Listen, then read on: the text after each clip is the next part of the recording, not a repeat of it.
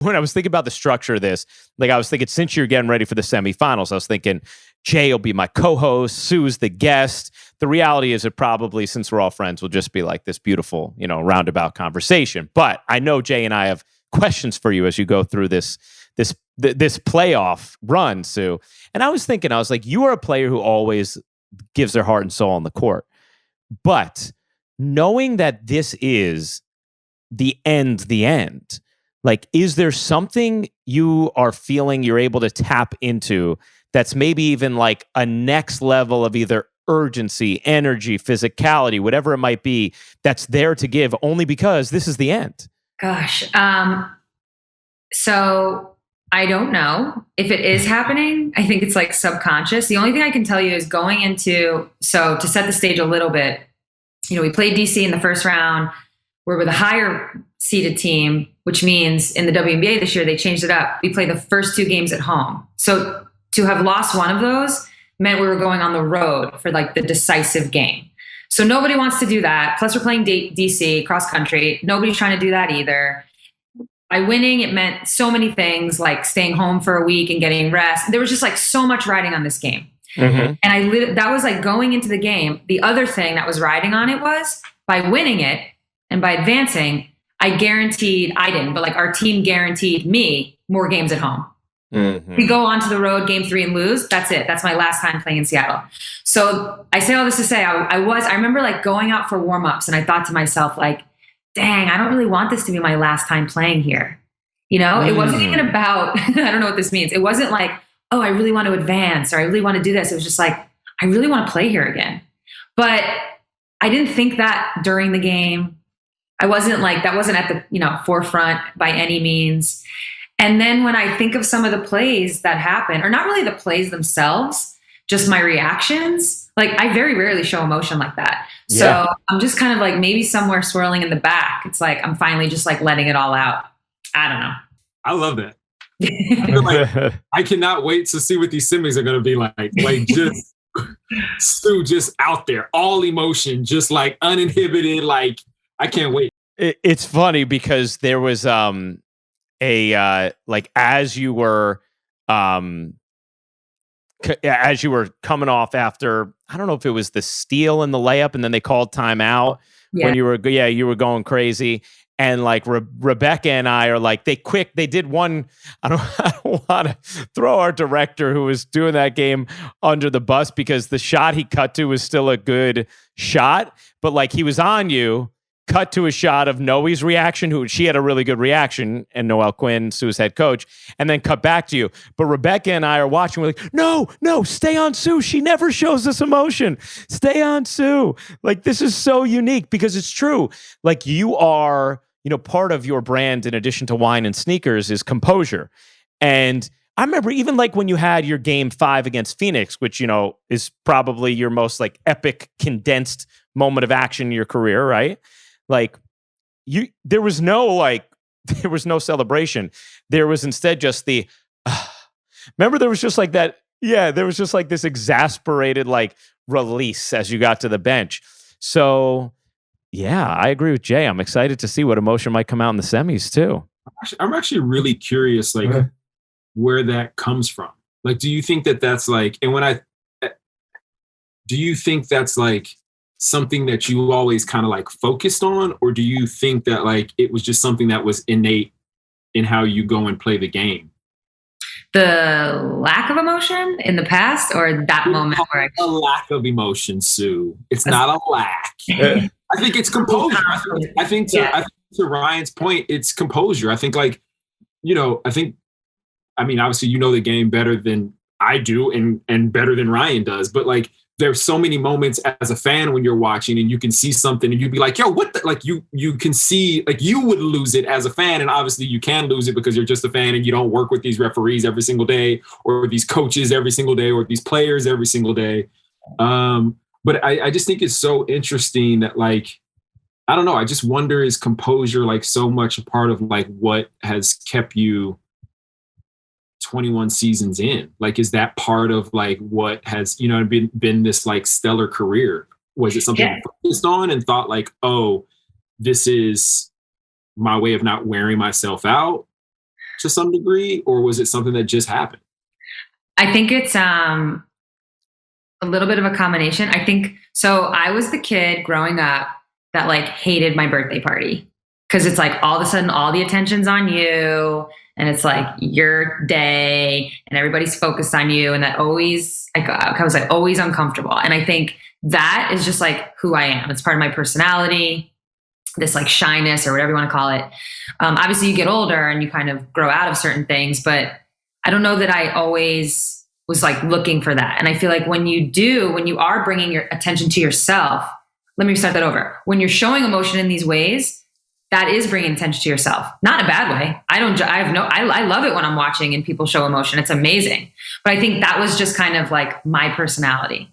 In big moments, yeah, for some reason, I think part of who I am as a point guard is to be this calm, cool, collected person that everybody can count on all the time. And here I am, steady Eddie. So even in those moments, I think so it was one part of my personality already. And then one part, this persona kind of grew in that way of being calm, cool, and collected. So it just went hand in hand. And I've had like moments here and there where I've shown excitement through my career, obviously. But for the most part, yeah, I'm pretty chill. And then that's kind of what makes the other day so unique. I mean, part of it is the play itself was like I sniffed out a steal. We've been in our locker room just talking about rotating when we trap and how we're really bad at it. We're trying to get better at it. So like even when I finally came off the court, Tina Charles, it wasn't like, oh my God, great job, great steal, great this. She goes, way to fucking rotate.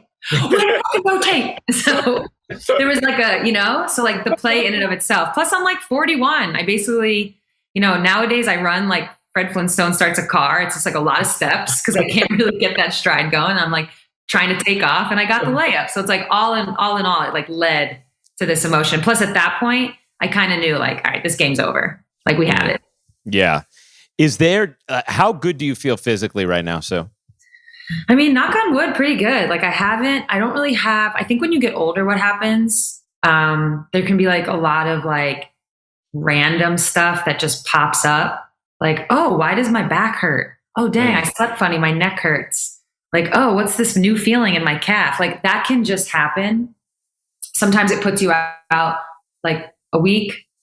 And it's just these nagging things that when you're out for a week, it's like just enough to throw you off. And I've been really lucky that this whole season, I haven't had anything like that. And even as I sit here right now, like I'm good. Good. What was it? Didn't you have a calf thing like that pop up after we walked one day? And you were like, hey, probably. Like, I think maybe, was it when we just sore? Yeah. I'm like, I don't walk like this. Yeah. I run for like 3-minute increments. I don't walk for 2 hours. And that's what happened. We walked for like 2 hours. You know what's funny about that, Jay, is like you think like just everybody walks, right? But like yeah, we're going for a walk. But athletes really don't, right? Because like everything they do with their bodies is accounted for. Yeah. We don't. It totally makes sense. I wouldn't walk either if I was a professional athlete. I run for a living, even if it's in 3-minute spurts. Like still, my feet hit the ground enough that I don't feel like I need to take any additional steps. Also, I think that question really lets us know, Ryan, that you are still in your 30s because you don't know what it's like to hurt after you walk for 2 hours. Because I hurt and I didn't play professional basketball for 21 years and my body hurts when I walk. Wait, Jay, how old are you, man? 40. I'll be 41 in December. Wow. Wait, okay, I do remember the turning 40. Okay. All right. You both look terrific. I mean, not that you're not supposed to anymore at 40 and 41, but my goodness. I mean, 40 the new 20 for both of these wonderful human beings. Put it on a t-shirt. Put it on a t-shirt. It is. You know what's funny though? I would like to say that I don't feel these ailments, but as Sue knows from my text the other day, the baby Bjorn frontal carry of my 25-pound baby, that just like my lower back is still not right 9 days later. That's a long time for a spasm to last for me. Usually it's a 3 to 4 day deal. Yeah, I actually was going to ask you about that. You're big into you like chiropractors, right? Love it. Yeah. Jay, you're shaking your head too. You're a chiropractor guy? I love chiropractors. We have the same one. Yeah, Sue has stolen my chiropractor. No. Maybe. I mean, okay, I'll say this. Sue knew him first. I don't even know. Did I know him first? You knew him first, for sure. Okay, I knew him first. But we did, in fairness, we did steal him this summer. We have since stolen him. Just gone. He amazing guy, works out of West LA, has been up in Seattle with the Storm pretty much the whole season, right? Yeah, pretty much. Yeah, he takes like little breaks, but yeah. Yeah, and I randomly got bumped. I got sent to this guy by my trainer and literally like live by it. Like when I'm like, oh, I don't feel right. I need Dustin. Where's Dustin? And then I'm like, yeah, I'm a man again. What's up? I got my back straightened out. I'm good. But yeah, it's I believe in it. I definitely think there are, to Sue's point, I think there's like plenty of times where like you wake up with a little something, and again, I'm not physically going through. She's going through for months and months and months, but you know, just a little helps out. All right, so is he coming to Vegas for the semifinals? Yeah, he's with us. You know what? Can I ask Dustin if he can, if he could put a little session aside for me? He'll definitely do it. Dustin's actually like the sweetest. He'll definitely do it. He's the sweetest guy on the planet. He'll definitely do it. I used to go to the chiropractor a lot, and then the neck cracking thing started freaking me out. Don't get your neck cracked. It's a good solution. I guess I should have thought of that a while ago. But yeah, that's one way to do it. Sue, how about like when you have this much time off in the playoffs, because you and Vegas both ended your series in 2 games. There is huge gaps in the beginning of these WNBA playoffs between games, which is great for my life. Because it gives me more time at home with the family instead of just like this 4-week or 5-week period where I'm just like gone, right? But it's also interesting because you're in the middle of this, you're in the thick of this. You play 2 intense games, you win them both. Game 1 was unbelievably tight, just an incredible game. And game 2 is a great game too. You guys eventually pull away. But now you literally have 7 days off before you play. What good thing, bad thing, tough thing? How do you assess having a full week off when you're in the middle of this? I think it's just a thing. Yeah. You can argue both sides of it. Yeah. I mean, honestly, it's great for us right now because Gabby Williams, our starting 3, got a concussion in game 2. So had we played game 1 today and game 2 on, let's say, Wednesday, Friday, she would have definitely missed both games. Yeah. So now she's TBD on game 1. So that's still up in the air. But it gives her more time. So if you're banged up, you're really happy about this. We happen to be banged up. So I'm totally okay with it. And I think for us, like overall, you can make arguments both ways, but I think rest is better than rhythm at times at this point, especially. So I'll take the rest. I used to, like when I was auditioning a lot, if my reps called me on Monday and was like, yo, you have an audition like 8 days from now, like next Tuesday, right? Literally every single day I'll be like, okay, I got to work on this audition. I got to look at these pages. I got to make sure that like, oh, what am I going to wear every single day? What is your mind? Do you think about the next game? Like, are you in that 7 days? Are you thinking about the next time you're going to play? Or are you just like going to practice? I mean, clearly you're talking about it, especially once you know who your opponent is. So clearly you're talking about that, but like, are you going home with it? A little bit. So the way it worked out, this is how our schedule went. They gave us, we played Sunday, so we had Monday and Tuesday off, which was great. So like didn't have to go in the gym at all, totally off, everybody. So it was wonderful. And then we start back again today. So we have regular practice today. And yeah, like you start thinking about your opponent. I started watching some film of them just to get like an idea of how they guarded us, to get an idea of how we guarded them. So then when you go to practice, you can kind of like see some things, talk about some things. But then we actually have off again tomorrow. So tomorrow, it's actually not off. It's more of like an individual day, which means like if you want to shoot. If you need to do this, I will stay home. Guaranteed. I will not go to the gym. So tomorrow, I won't think about it at all. Maybe I'll watch film, but like I probably won't think about it at all. Interesting. And you really will be able to just like not think about it. Yeah. Wow. Yeah. The only thing, it's like, because of we're playing Vegas and they're really good. So like I said, there's a chance that tomorrow I will watch film and I will start to like really hone in on like what we're trying to do and like where we can exploit things. But for the most part, no, I'll just take a break from it all. Like I need to do that because I think generally it is so like on the top, it's like so all encompassing. So when I do get the chances to like break from it, I have to. Or else I'll drive myself insane. But then come Friday, yeah, that'll be the only thing I'm thinking about for like the next 72 hours.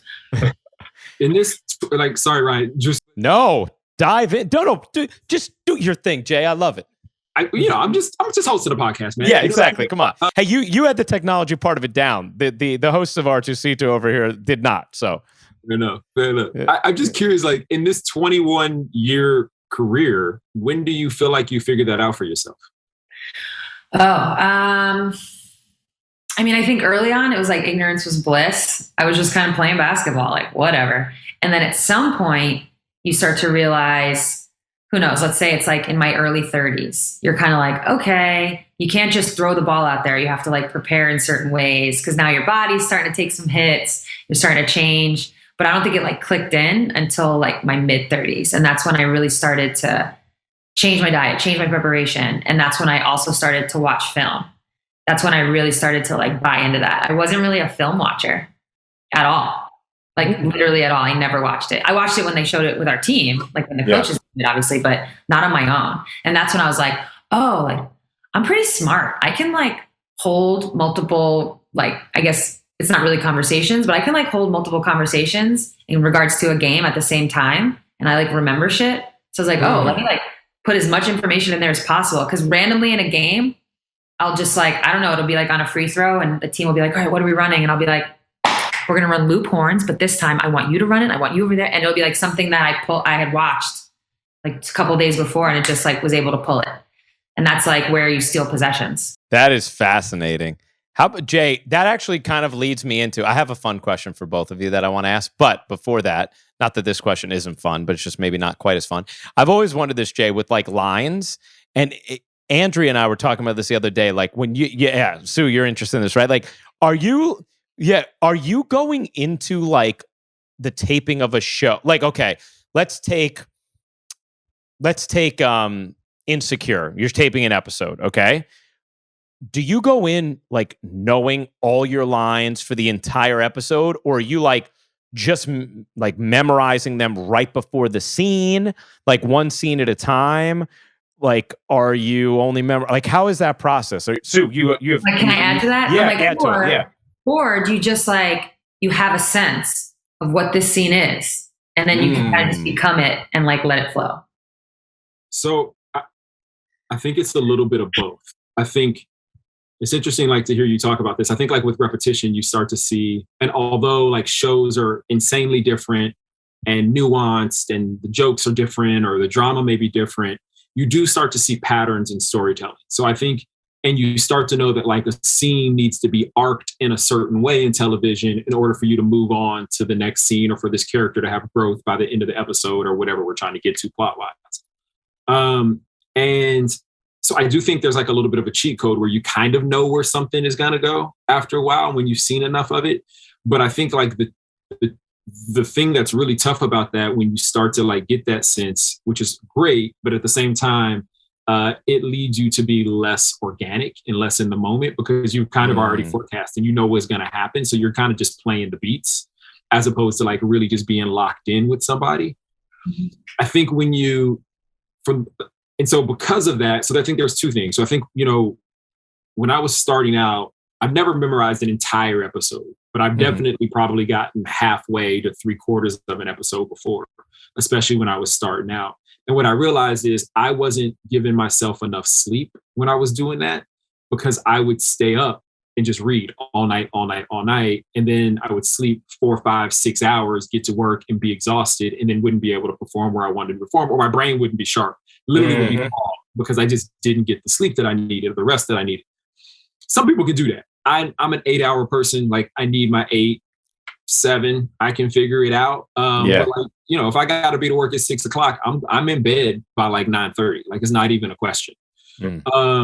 So I think that was my earlier process. And then what I started to realize for myself, especially because the first show I was on, we turned so many episodes and we would be in multiple episodes at one time. You would shoot 3 different scenes from 3 different episodes in one day. So it'd be impossible to know all 3 scripts for that one day, right? Yeah. Not impossible, but it would be pretty tough. So what I started to realize is that I always wanted to stay about 2 days ahead of my work. So on Friday, for example, I'm working on Monday's work.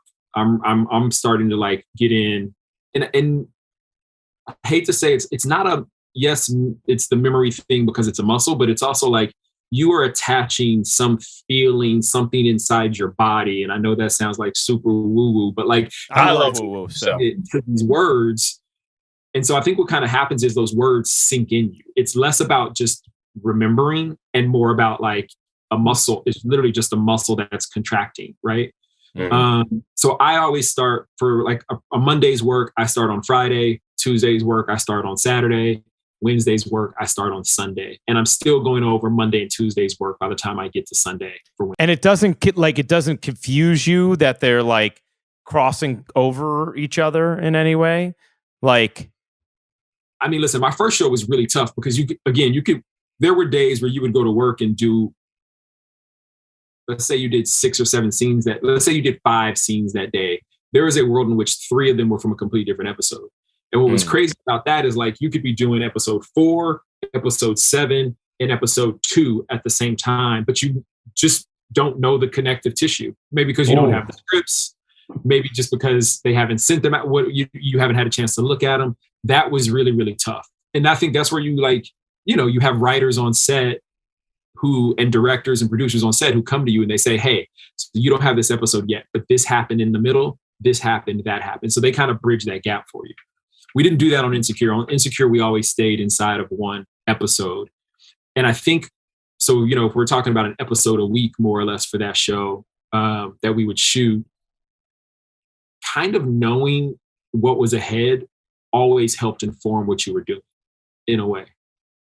Because you may be doing like the last scene of the episode on your first day up in production, but you kind of still need to know what happened the rest of the episode that got you to this moment.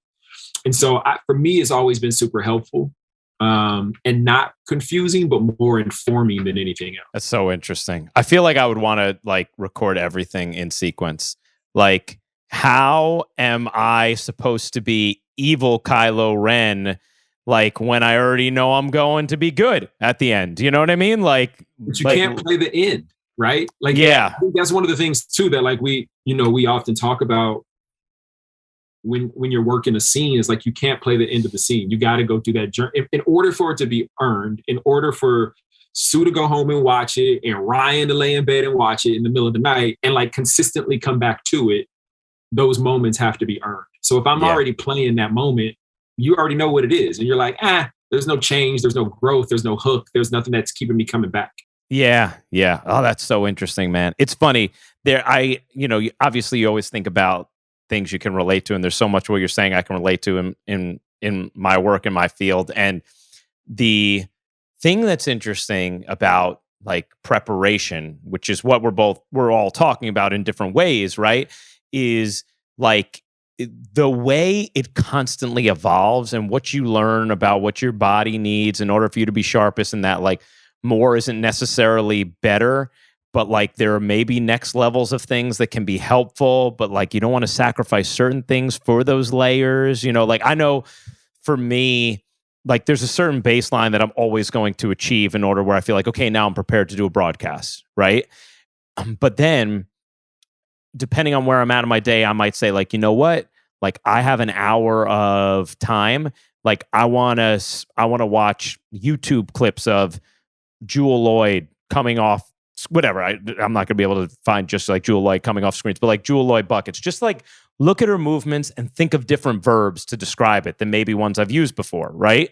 Like, and that actually, and then if I think of like 3 or 4 good ones that are maybe like more unique, that like actually sort of pinpoint her movements, I'm going to write a few of them down on my game board, but I'm not going to write one down, because if I write one down, it's kind of what you're talking about, Jay, like getting to the end, I'm predetermining it. It's not going to feel natural. But if I write 3 or 4, then I just kind of choose one in the moment, it's like I'm prepared, but I'm not rehearsed, and it's a weird thing. But I'm not going to get to that layer of my preparation if I am not rested and I actually could benefit more from a nap, or if it's like, I feel like I need to work out in that hour because like that's going to give me the proper energy, and it's a weird evolution to get to a point where you're okay with that, and understanding that all of that is somehow making you perform at your best, even though they're very different things. Does that make sense? I mean, to me, it totally does. I think also, like, I think for me, I think so much of the way I played basketball in high school and was fortunate enough to play in college. And I think so much of like how I think about how I even go to work with people, I think of everyone as a team. Like, I think of everyone has to play their part or this thing don't work. Like, if we're not all here to, like, if you're not under the basket, you know what I mean? Like, we just can't do the job. We're not going to win the game. And ultimately the game for us is like telling a story that people, you know, connect with, right? Like in my work. And I think like that is so much of how I look at like not only going to work with people and going into projects, but even how I look at my preparation, I think in a lot of ways. And I think that like, just, you know, something Sue said, like my thing fully evolved from when I started to like by the time I got my early 30s to by the time I got my mid 30s, I was like, oh, I get hangry. I need a snack. It's not good for anybody if Jay don't have a snack. I don't need nobody to put the snack for me. I'm not gonna snap at nobody. But what I realize is that like my blood sugar just dips, and when it dips and it's low, and I'm in a high energy scene or I'm in a scene that is very active, and I need to be fully engaged. Like if I'm sitting over there with like a growling stomach, I'm gonna be flat. Like it's just not gonna work for folks. And like but I think it took like, you had to learn that. What is this feeling? Why am I mad? Why am I? Yeah. Do you have a pregame snack, Sue, that you always have? I changed it up this year. I changed it up. I went to a peanut butter and jelly sandwich. Oh, love PB&J. Yeah. Did you always eat it at the same time? Yeah, like a couple hours before the game. Okay. Oh, such a good snack. So this is a question I thought was kind of fun for both of you. I think is fun. We'll see. Sue, let's start with you. What is something you get asked all the time that you're sick of talking about? And what is something you wish you were asked about more because you would like to talk about it? I don't know about the second part. Don't ask me any questions. I don't. Well, okay. For a really long time, how long are you going to play was the question that I always got. What it's like evolved into now that I have announced my retirement, even though I was getting it a little bit before, I was like, well, what are you going to do now that you're done? What are you going to do now you're done? As if like I have my whole life just, actually, funny you asked. I have a whole plan just ready for you. So that one can be it can get to me a little bit. I mean, I understand why, but it can get to me. I don't know that I know what I'd want to be asked about. Like, is there anything that you just like, it could be something silly. Is there anything you're just like, I would like to talk more about this, but I don't really have the forum to, or I don't get to? Like, I don't know. You're putting me on the spot. Like, I am. It's a podcast. Yeah, I guess that's what's the hard-hitting questions. Yeah, exactly. You know what? You think about it, and if you just get an urge throughout the rest of the recording where you're just like, you know what? I want to talk about Cheetos. Like, then we'll know. Cheetos? Whatever it is. Yeah, whatever it is. I actually feel like I get asked everything. I don't know if there's anything that hasn't been asked. Although, you know what, Ryan, you asked me a great question a couple weeks ago about like, I forget exactly how you worded it, but what is it that I would want people to know about my career that they don't? Or I forget. Yeah, I'll find it because I think I can if I search because your knee injuries, the story of what was the story of your career? I think I asked you that people like don't. Yeah, what was the story of my career? Yeah, and that's something. It's like no one wants to talk about their injuries all the time, so it's not that. I just think for a long time that has been the story of my career, and it's those are the types of things that people don't necessarily know the severity. So there's no way to understand like what a player is playing through, and it's not unique to me, but it is part of my story that doesn't get talked about. Yeah, you had a really great answer. Like. This is so fascinating to me, Jay, because obviously I know Sue really well, but I did not even realize this. Sue has had, well, I have it written down, but Sue, remind us how many surgeries is it now? Because you've had microfracture, you had ACL. I've had like all the major ones in your knee. So I've had 6 on my knee in total, and they include ACL. That was the first one. I had microfracture in 2003. So it's pretty crazy just to have played this long with that. I've been giving like almost like my last rites. Like my knee has gotten its last rites like 15 different times. And then I've had meniscus stuff over and over. And then I've had random stuff like a cyst that had to get like our foreign body that had to get removed. Then I had something like an area that was almost hollow that had to get filled in, just like all these random stuff. And yeah, not a lot of people know that part of the story. And didn't your surgeon say like you have the knee of a 70-year-old? I'm like pre-arthritic, and he's like, all right, so when we do the knee replacement, maybe we can just do a half one. So that's like already on the books. And then you throw in just like the other, I've had both my hips repaired. I had something taken out in my foot, like just other stuff. But the knee is really the story. That's really the story. Yeah. I found it so interesting because it's true. It's like that is probably not discussed enough, and especially the fact that you are still playing at such a high level with a 70-year-old knee. Yeah, it's like how the two have like interacted with each other. Yeah. Yeah. Jay, how about when I ask you that question? Like, is there something you get asked about a lot that you're like, do you just like, you know how to answer, you've answered a million times, but you're like, I wish I didn't have to. And is there anything you're like, I wish I got to talk about this? It's a similar question to Sue's question. People always ask you, so what are you doing next? Or if you're already doing something, if you know what the next thing is, people are like, oh, so what is that?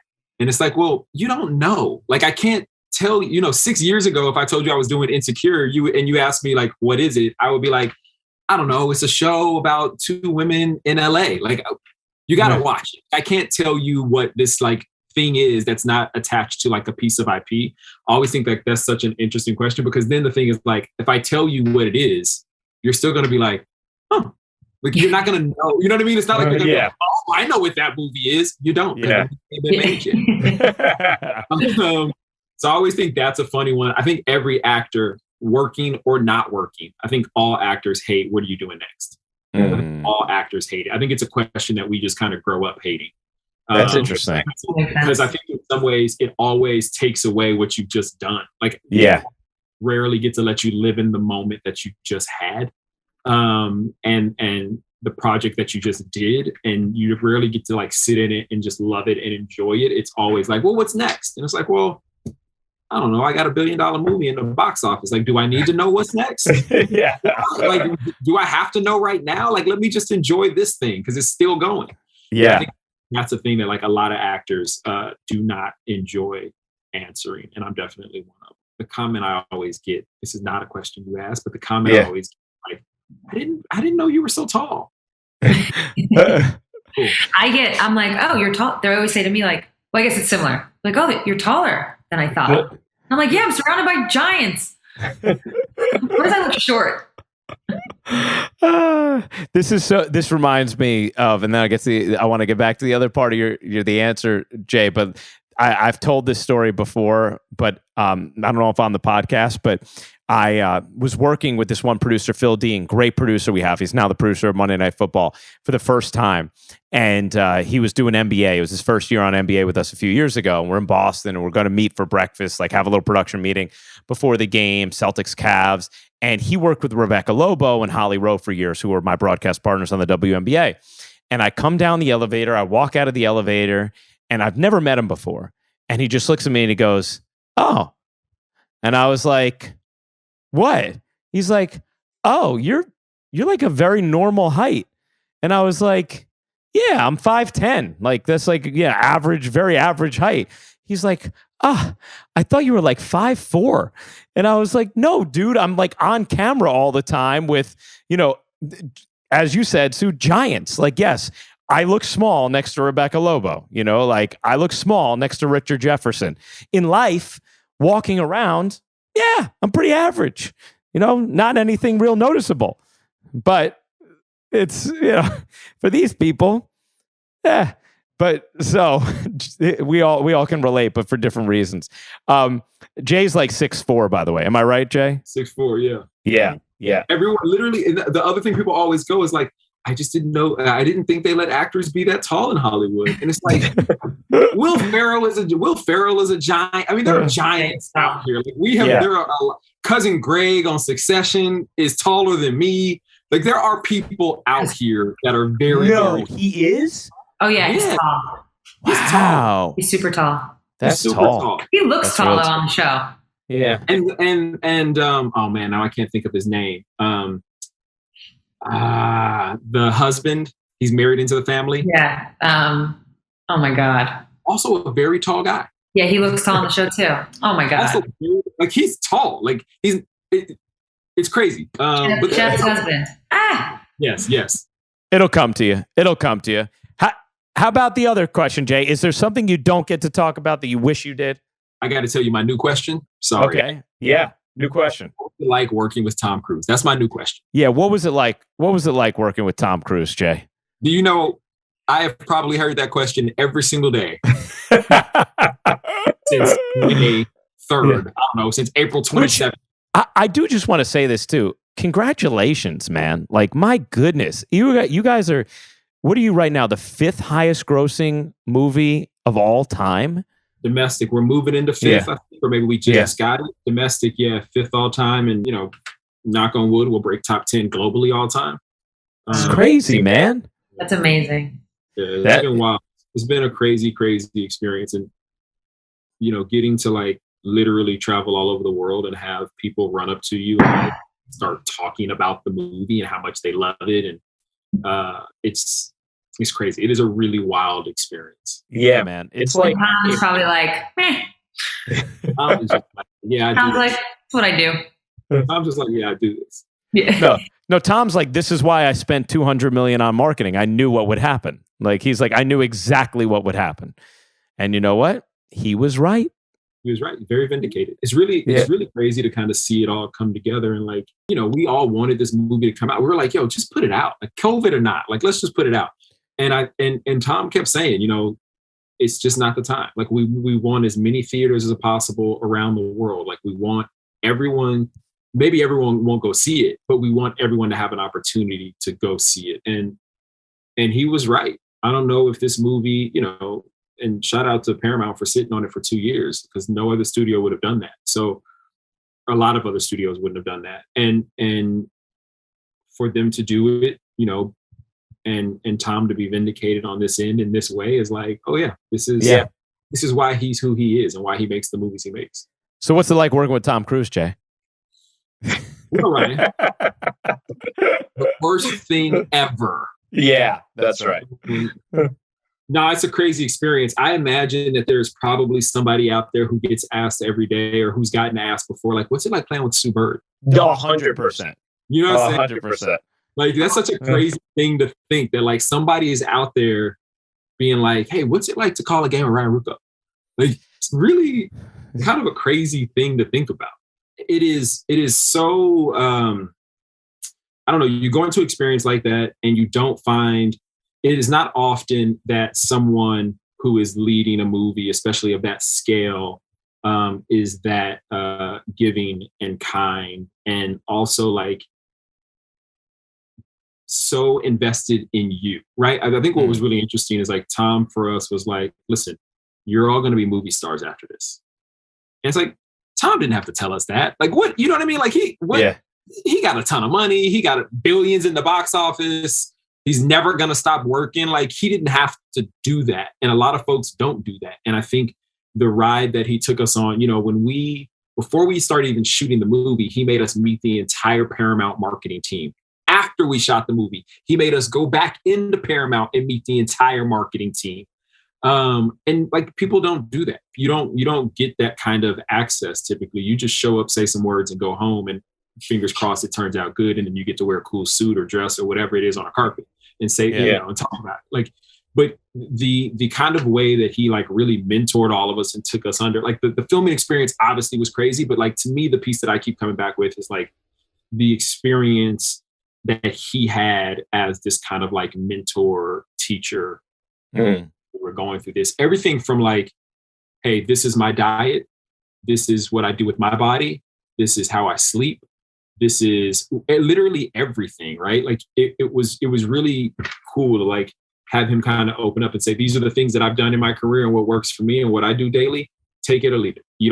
I'm just sharing with you what has worked for me, which I think is super, super, super cool. And also like the last thing is that like such a student, like a big, at his heart, like he's watching a movie. He's like, I try to watch a movie every single day while we're filming. Wow.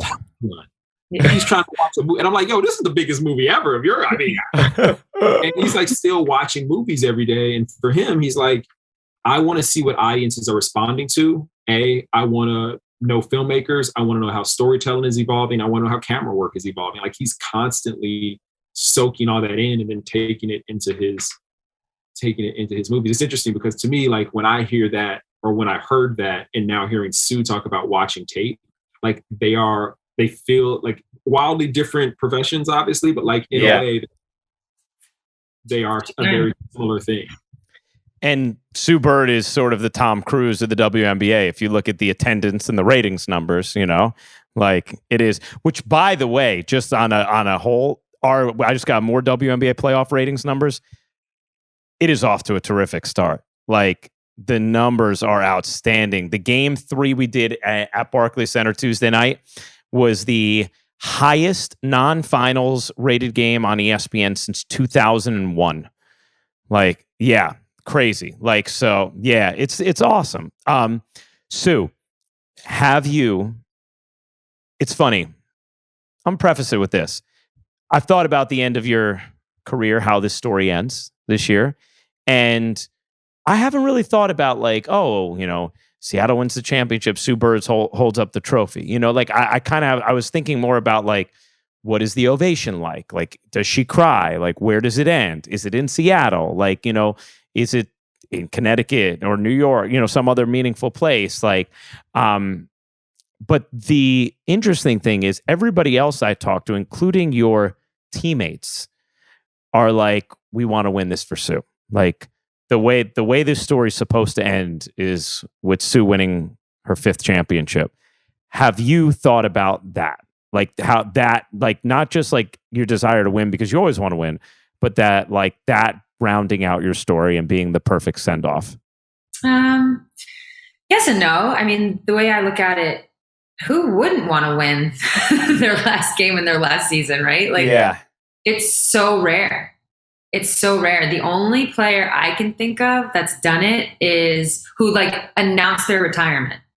Mm-hmm. So not a player who won and then announced. That's a little different. And the only name I can think of is Ray Lewis, I think.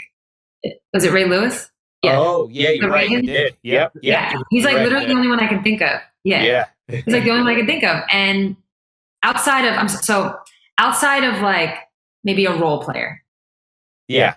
Right. Like the main player who announces their retirement. All the things. Yeah. So that's one in my lifetime. I can't think of anybody else. Yeah. So I'm very aware that it's the odds are against me. And I've kind of just framed it in this way, which I believe. Like, it's not going to dictate the story of my career. I'm not going to have a regret. I feel like looking back on college, if we didn't win my senior year, I would look back on that and really regret it. I'd be like, dang, that's like, but like this, I don't think I'll feel that way.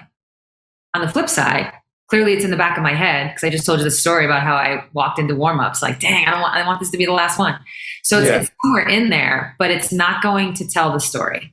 So I think it's wonderful that my teammates are saying that. I hope we fucking win it. I hope I get to walk off with a trophy.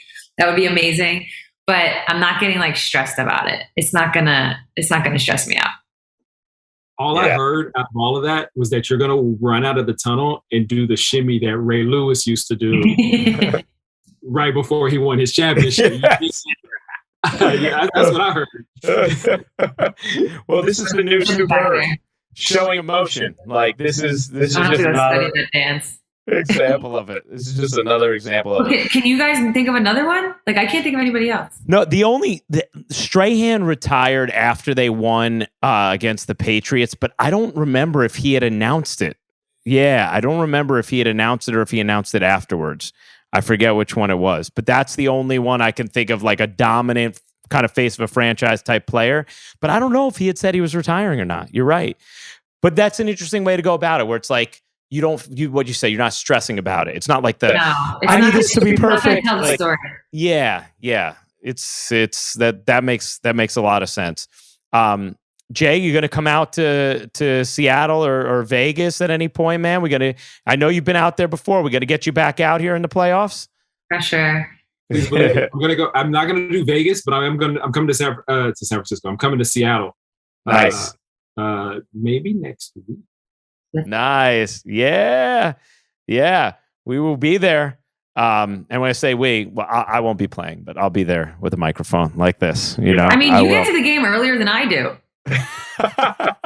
I know. I'll be like, hey, Ryan, what's up? He's like, oh, I'm at the arena. I'm like, you guys don't start for 3 hours. I tell you, one of my favorite things is watching Ryan move through an arena. It is literally one of my favorite.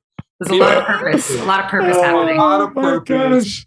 He's also the mayor everywhere he goes. Like, he knows every single person at every door, at every exit. Like, it just it's really amazing to watch. It's a lot of fun. It's fun for me too, guys. Thank you. It's funny you say that with the early thing too, because we got to Barclays on Tuesday night like 3.5 hours before, because we were supposed to do this like early arrival interview, and I was like, okay, this is too much. I'm sitting here like, let's play the game.